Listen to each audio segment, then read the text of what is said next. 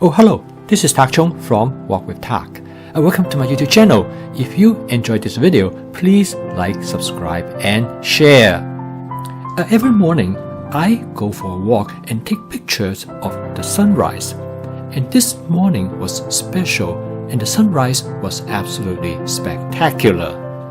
The Great Plain of the Midwest definitely is not as interesting as the Rockies of the Colorado. However, it is great for watching sunrises and sunsets.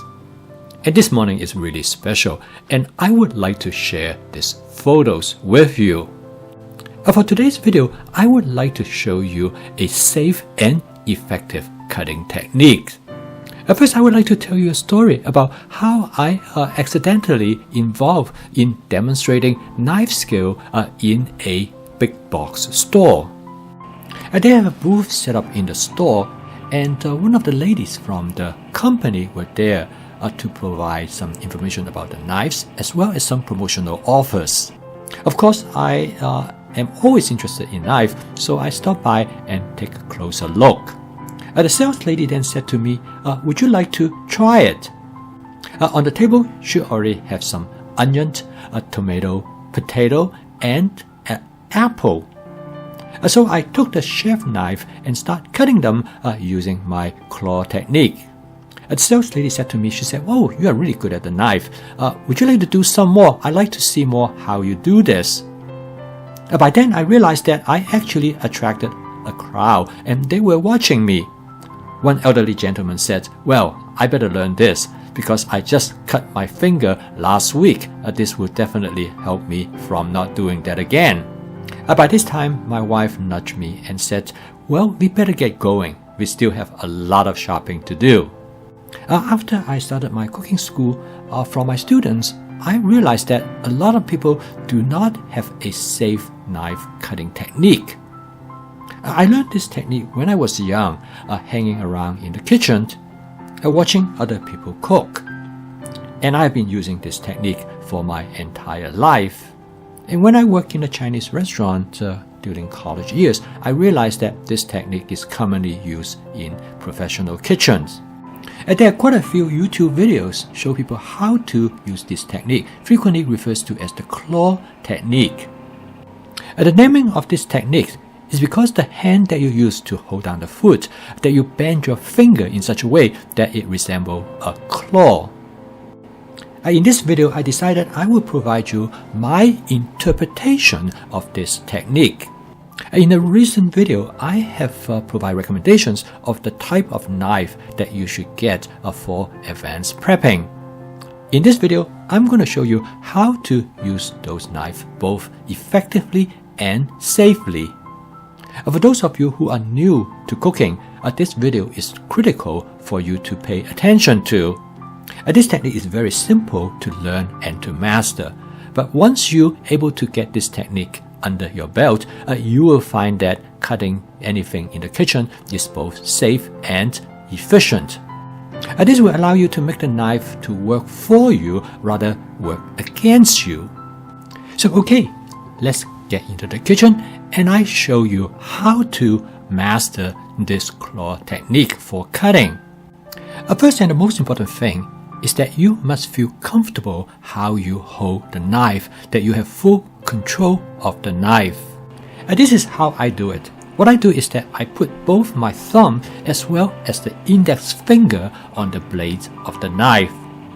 This will allow me to grab the knife firmly, but also able to maneuver it precisely during the cutting process. I have tried different holding methods in the past, but this method seems to work best for me. You should experiment with different methods and find the method that is most comfortable and also give you maximum control of the knife.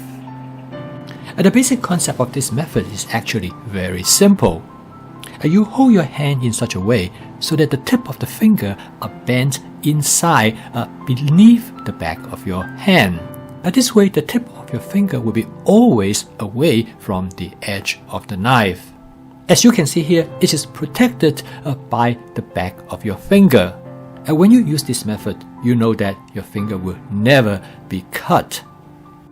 So here in this example, when you cut a mushroom, The tip of the finger is actually bent backward and hold the mushroom in such a way that almost like a claw.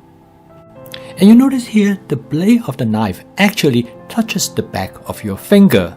And as you cut, you slowly move the finger backward. As your hand moves slowly across the surface of food ingredients, the knife will follow and allow you to cut accordingly. Using this method, you can actually cut in almost paper-thin slices without having to worry about having your finger being cut. And with the back of your finger in touch with the knife, you can get tactile sensations of the progress. The part of the claw technique that requires some practice is that how to hold different type of food ingredients. For example, the carrot is slightly different than a mushroom. Again, is that how you bend your finger in such a way that it will allow you to get the weight out of the knife as well as to hang on to the food ingredients.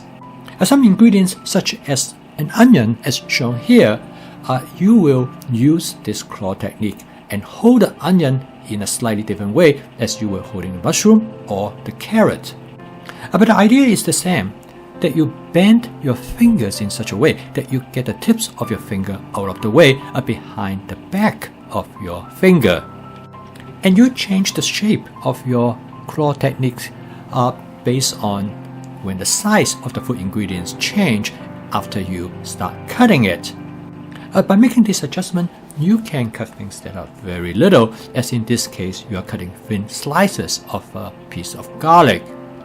The key is to tuck your finger inside your hand so it will get out the harm's way of the knife.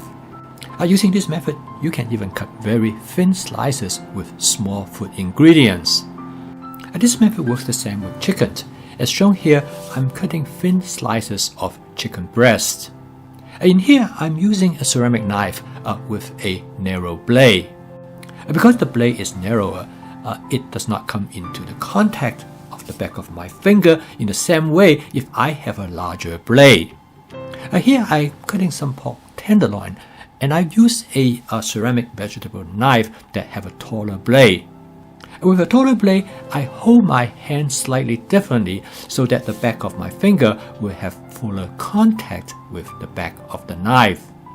In this case, I should say actually it's the knuckle of my finger that come into contact with the blade of the ceramic knife.